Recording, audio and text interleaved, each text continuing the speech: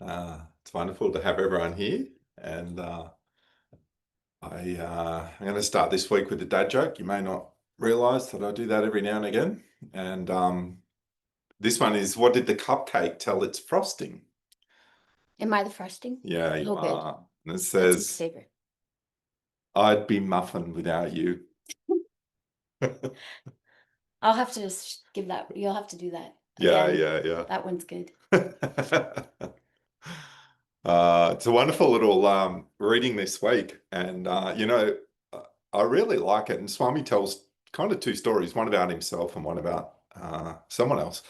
And Swami talks about how one day he felt really, really inclined before lunch to always do his meditation before he had his meal at lunchtime, This is when he was living as a living monk as a monk. at Mount Washington Yeah. at Yogananda's ashram. And so when he meditated, he came back, and of course, by then his meal was cold and probably not as digestible. But as he sit down to this meal that was cold and not so digestible, he just felt this great sense of peace and love come over him. And he just reveled in it. Anyway, the next time he came along, he went, oh, last time I had my meal, it was a bit cold, so I'll eat first. Anyway, the minute he did and ate his meal, he lost that love, that feeling of love and sense of peace. And he said straight away, he said, I had this beautiful gift. I had this miracle upon me because I intuitively listened to God and meditated beforehand. And the joy and peace just overruled everything. And then, but he took it for granted. He then sat down and decided to enjoy his meal this time, and that peace went away. And he gave counsel that you should, always listen to that inner peace, because that inner voice, that intuition, and and it brings great peace and love. And that's when you know that you are listening to that inner voice. It's a good sign that that's what's happening, and it's a good lesson for us all as we go about our day. And the second story he had was around service, and he was talking about the one of the monks that were there. He was always handy, always building stuff, always the first one in to get things going and building, and they were actually building the big entranceway, the big pillars for Encinitas. And the night before, you can imagine they're apparently going to have media there and all this kind of things for this opening of Encinitas. And as they look around for this monk, he's nowhere to be seen when all this work's getting done. And when he finally came back, said Yogananda said, "Oh, where have you been?" And he said, "Well, I needed to meditate." And Yogananda said, "So you should. Well done, And so it's kind of an interesting thing, isn't it? It's this fine line between being called and the right time to be called. And Swami goes on to even say that when the great garden party that they were at, and Yogananda spoke powerfully about, we should go, youth should go north, south, east, west, and build communities and this talk. And Swami was like, wow, it was the most powerful that he'd ever heard in relation to what was going on. And then Swami, and you miss it sometimes when he talks, but Swami actually said, oh, he was taken back, but he said he was never invited back to that place. And he speaks quite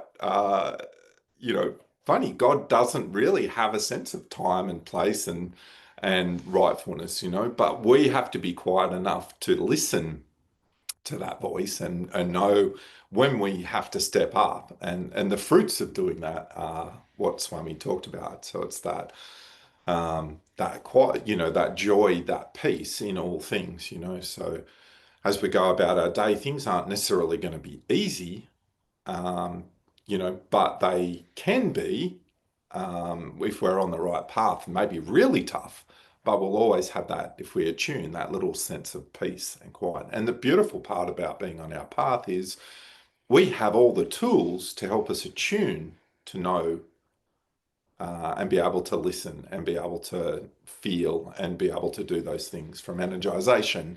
We're learning to send energy and feel energy and do all those kind of things. We have Hong Sau, we have all these practices that are preparing for us ultimately to know when it's the right time to meditate and put up with a cold meal, or do all the hard work, but when the hard work's there, meditate instead.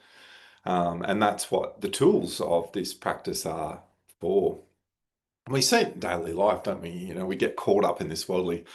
Um, I remember being in California one day and we're at a Pete's Coffee, and this story came to me when you were talking about Pete's Coffee. We don't have Pete's Coffee in Australia, but it was kind of a pretty good coffee place. It used to be our go-to.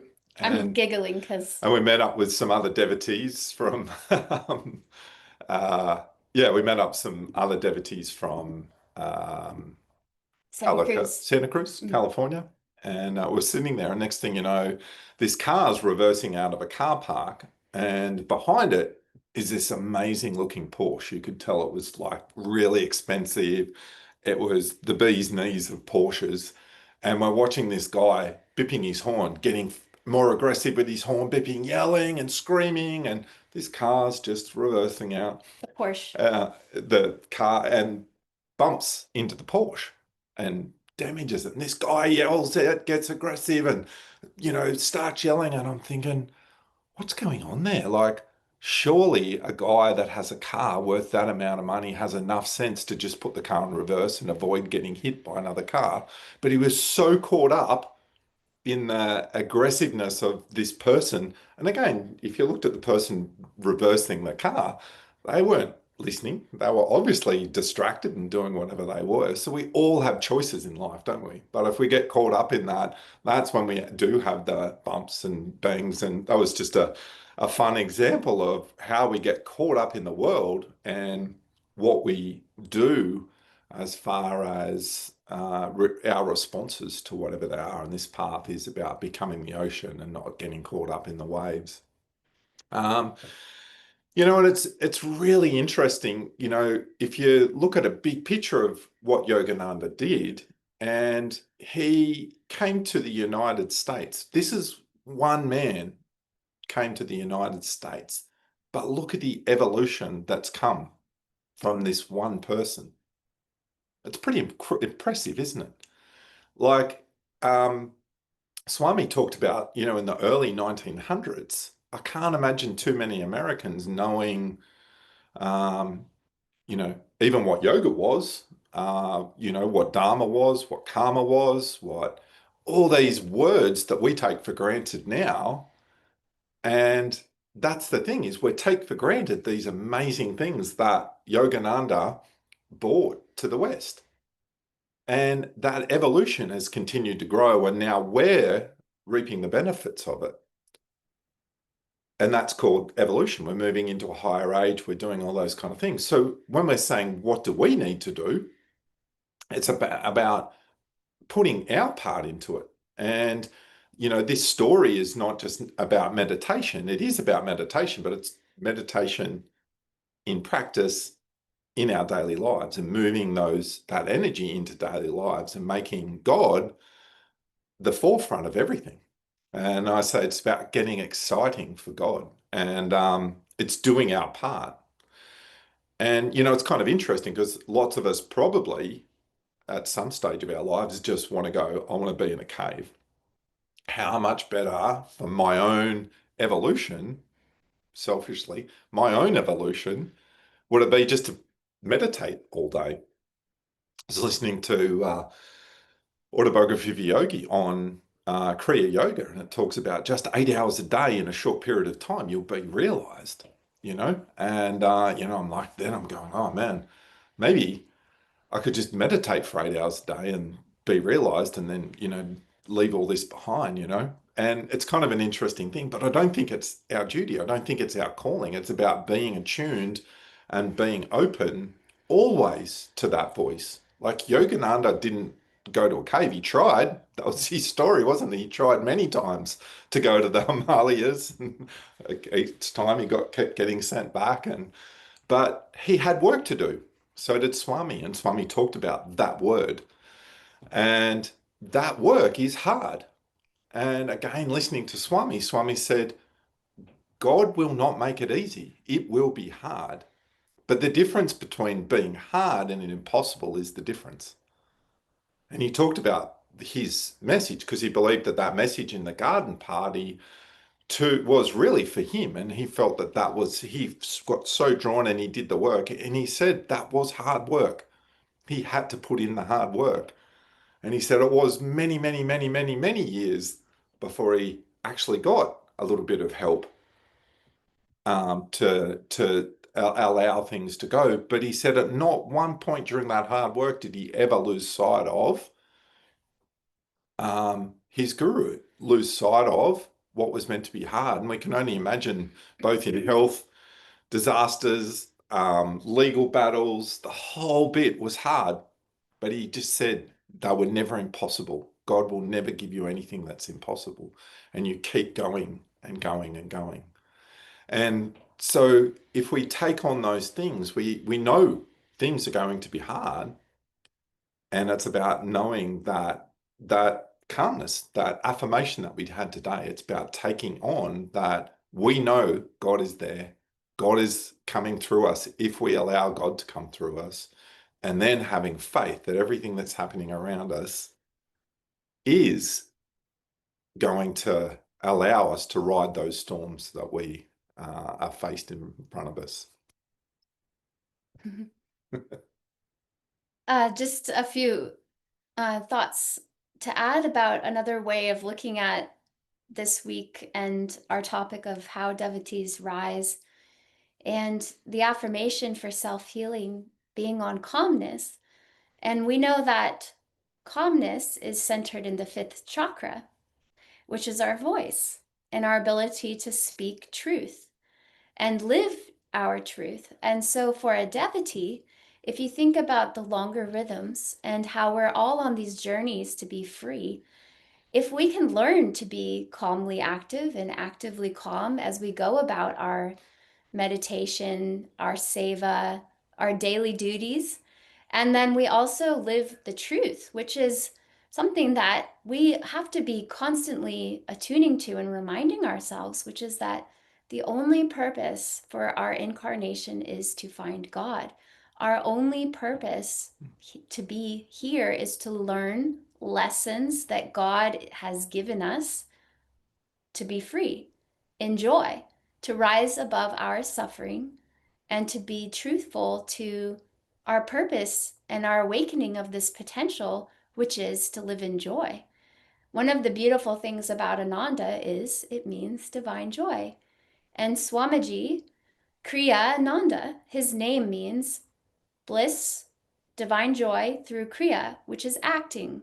And so one of the things that Yogananda brought, again, which is what NARA was sharing about, is this path is for this age of energy. It was made for all of us to be self-realized in this lifetime. And one of the things that Swamiji gave us is community to do this. And we have to remind ourselves that in community, in this lifetime, we've been given a path ahead that's been pre-forged for us by Swamiji, and a lesson plan that allows us to all help each other. One of the things Swamiji used to remind everyone is this is the lifetime. This is the perfect lifetime to find God, because you're going to be surrounded by friends who also want to find God. But to do it together, it's through service, selfless service, and this attitude of being even-minded and cheerful at all times, a true yogi, and being calmly active and actively calm. And those are the ways that Yogananda has basically given us a way to be in this world so that we can be free from reaction to any circumstance that comes our way, and we can remain calm, which is being true. It's living truth, because a soul in its perfect form would not have ups and downs. It would live in stillness of the heart. And the free heart is free of desires, free of likes, dislikes, free of ups and downs emotionally. It is all purified feeling. It's the waves of feeling being neutralized. So, what does that mean for all of us? It means every day when we wake up, every meditation that we sit down to, every time we sit to do seva, I say sit because a lot of it's on the computer, but it could be getting up and getting out there to do seva. If we can do it in the way that we are with Christ, we are with Guruji, we are with God, listening, as you were sharing, calmly listening in that moment. What is the truth? Waiting before we do something and respond to something by first listening. What does God want me to say? What does God want me to do next? And sometimes that means not acting yet. And sometimes it means acting a little bit and seeing what's trying to happen. Everything that we think of as a challenge, our path has an answer for us of how to be, how to react, how to grow, and how to be free. And if we do that, and if we do that together, nothing can stop us. Swamiji said, don't give up. Like in this lifetime, you can all be Jivan Muktas. That means free of karma. We have this amazing path of Kriya Yoga. We have this amazing opportunity with friendship and community. And we have been given teachings for this age. So nothing can stop us except our own ego. We just have to surrender it, don't we? And that's the only thing that we have to do is use our free will to surrender, to make a choice. Do I go up or down in this moment? Do I expand or contract in this moment? Everything that you do, reflect on that. Did that bring me closer to Christ consciousness or away? Some of us in our study group, our little class on Mondays, which has been so special for those of you that have been in that with us, we've been talking about affirming God, Christ, Guru, and bringing that into our morning, into our day, into our car rides, so that what is our baseline? It becomes consciousness of pure consciousness of joy, God, Christ, Guru. Our hearts are open and they're expanding and they're uplifted. So, one of the things that we can all take into our week is, again, saying those words is very good for the fifth chakra. Chanting Om is a very good way to purify any chakra, but to say God, Christ, Guru, that's working with the fifth chakra. And what does that help us to feel? Om is the vibration of peace. And relying on the faith of Guru, of attuning to Christ, of attuning to God, Christ, Guru, is only going to help us to do those things that we've talked about today so that we can bring that vibration of listening, of devotion, of attunement into our week ahead. And so that's our hope for all of you, is that we can take this inspiration from today, this beautiful meditation that we've had together, the beautiful talk and readings, and then we can live it all week long. We can just live this and then be that channel that we all really aspire to be. So we have a beautiful song now. Oh, Just you have a choice. You can be a muffin, a cupcake, or a cupcake with a cherry on top. or the icing. So this is a song that is one of Swamiji's very sacred lyrical pieces of what the devotees singing to God. So it's called Love is a Magician. And so